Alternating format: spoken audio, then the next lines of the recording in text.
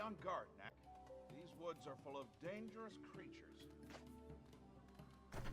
Thank you for watching and for continuing to watch. My name is the Gaming Elementalist, and this is our third episode of the playthrough for Knack.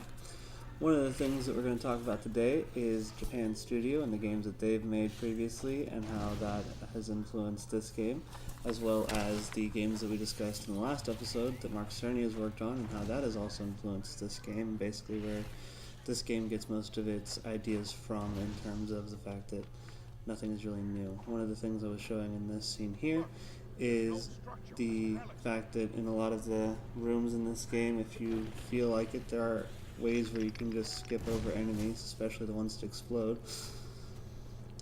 There's a lot of rooms also where you do have to kill everything in order to progress, but sometimes you can just skip over things if you feel like it.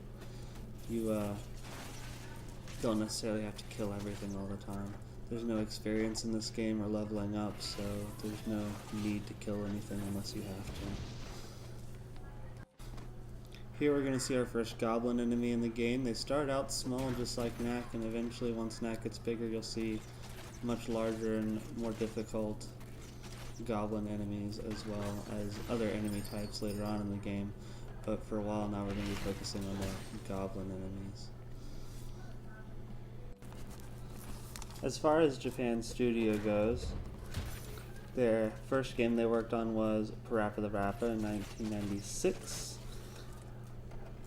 for the PlayStation 1, and after that most of the stuff they did independently of working with other companies was the Ape Escape games, which started with the first Ape Escape in 1999 and ended with Ape Escape 3 in 2005. As far as the main games go, there were a few spin-off titles for the PlayStation Move and PSP. They didn't do too well. Personally, I've played the first Ape Escape. I love it. It's an awesome game, very nostalgic, very entertaining. I haven't played the second or third one. I do hope to one day though, maybe on this channel. We don't know. They also worked with Team Eco on Shadow of the Colossus in 2005. Like I said before, the background artist for Shadow of the Colossus is the same background artist for this game. And they worked with Level 5 on Dark Cloud in 2002, Rogue Galaxy in 2005, and the White Knight Chronicles, which were not as well received as Dark Cloud and Rogue Galaxy. There were some issues with that game as far as gameplay goes. And they also worked with From Software on Demon Souls in 2009, From Software being the company that made Kingsfield games before making Demon Souls and then going on to the Dark Souls series, the same company that also made Bloodborne. They also worked on Loco Roco and the Playroom. The Playroom was also developed with Double Fine. The Playroom has a lot of different features in it. If you've never played it and have a PS4, there's a lot of fun to have there, especially in trying to get some of the trophies, especially on the ninja little running game. I had a lot of fun trying to get every single enemy on that and not get hit. Those were some very hard trophies to get for me. They also worked on the Echnochrome series and worked with Pyramid on the Patapon series. And for Team Eco, they're also helping with The Last Guardian, which should be coming out pretty soon, and working with Capcom on Deep Down, which we don't know when it's coming out. Those are the main games that the Japan studio that made this game has worked on, and as we can see, there's not a whole lot there that kind of draws into Knack. Most of the similar games from that would probably be the Ape Escape games as far as general platforming and gameplay goes. Doctor, I found another entrance to the mine. Good job, Knack. Hold on, I'm almost there.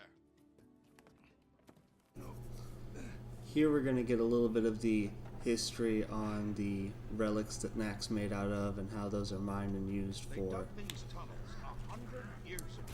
production and energy sources in this world. They found a lot of them back in the day, but This mine is nearly completely tapped out now. There's also going to be some more backstory later on as far as the creation of Knack in this level.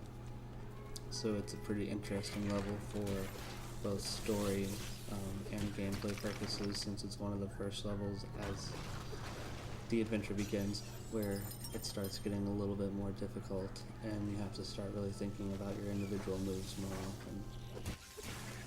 Most of the influence of this game, as I said before, comes from Mark Cerney being the creative director.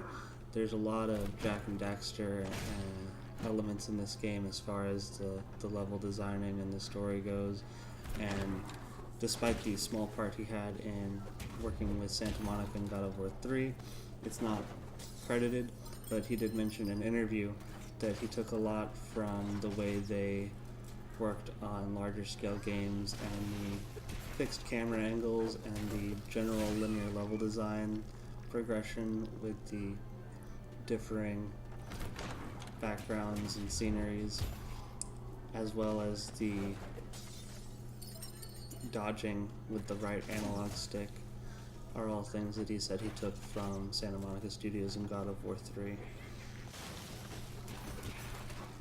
The thing I do like about this game, and most games like this in general, and here comes some guys with clubs.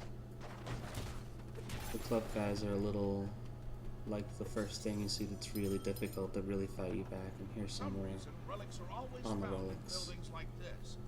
But is it even a building? There's no door. No one human ever lived there. We'll learn more about that later. Very mysterious and ominous for certain parts of this game, and really there's a lot left open at the end of the game for sequels, which Mark Cerney did say he wanted to work on. One thing I was saying I like a lot about this game and platforming adventure games in general is there's a very constant change in scenery and the feel of a level.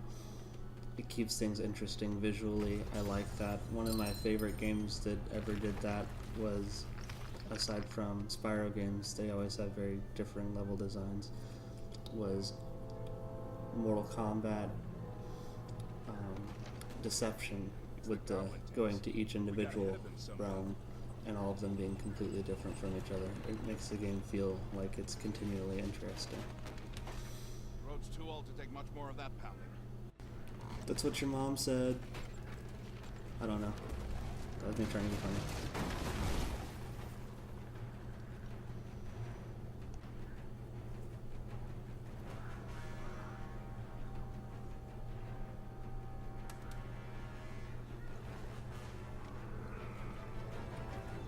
And here we see a large group of enemies that we're just gonna take the easy way out on for that part.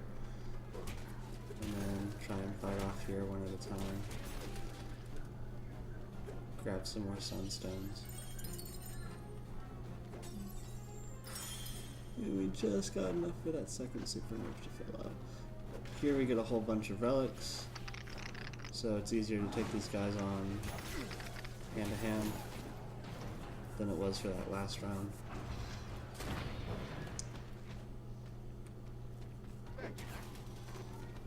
And now we're at that point in our size for the first time where we can just walk through stuff and all the little things die.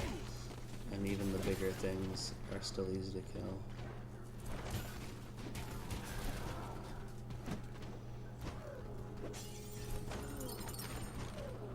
One of the interesting things about the sunstones that I've noticed throughout playing this game is the size of the sunstone itself does not necessarily tell you about how much sunstone energy you get from it. I've gotten a lot of sunstone energy from small ones, and I've hit some big ones and not really gotten a lot of sunstone energy out of it, so it's kind of almost random. And here we see one of the many excuses for Knack to get smaller so that you can work his way up, getting bigger again. There's a constant flow of difficulty throughout the size of the enemies and Knack as you progress through the game, which keeps things very interesting. The pacing in the game of getting bigger and smaller, it really makes you feel like a reward once you do get to that larger size, and then you have fun with it a little bit, and then they take it away and you go back to working your way back up, and I really like the pacing of that. With this, I think we're going to stop for now and then finish the rest of this level in the next episode, but thank you very much for watching, and thank you for continuing to support, and have a good one. Alright.